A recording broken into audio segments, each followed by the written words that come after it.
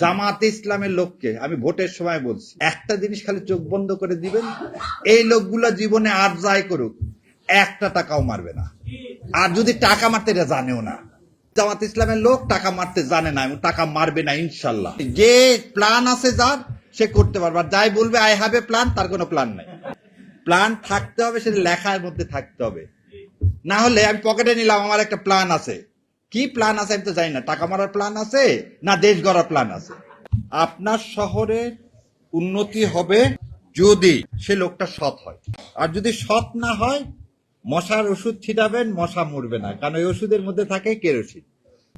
ওষুধের মধ্যে থাকে কেরোসিন। গত 55 বছরে তো দেখলেন মশা মারার ওষুধ দিয়ে মশা কিন্তু কমে।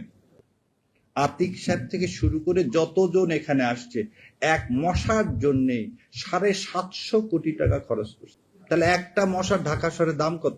750 কোটি টাকা আপনি খরচ করলেন মশা মারার জন্য। আর আপনাদের মাধ্যমে বলতেছি, জামাতে ইসলামের লোককে আমি ভোটের সময় বলছি, আমি তো টিকিট বিক্রি করি, এই আমার নামে হচ্ছে দুর্নাম। একটা জিনিস খালি চোখ বন্ধ করে দিবেন, এই লোকগুলা জীবনে আর যাই করুক একটা টাকাও মারবে না।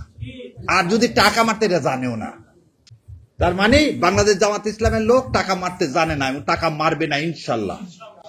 সেই জন্য আপনি আপনার শহর গড়ার প্রথম জিনিসটাই দেন। বাংলাদেশ জামাত ইসলাম দুইটা খুঁটির উপর দাঁড়ায় থাকে, একটা হচ্ছে ঈমান, একটা হচ্ছে সততা। সো আমি আপনি আমার সবার দায়িত্ব একটা শহরকে এমন একটা লোকের হাতে তুলে দিই যে লোকটা আর যাই করুক আমার টাকা তসরুফ করবে না।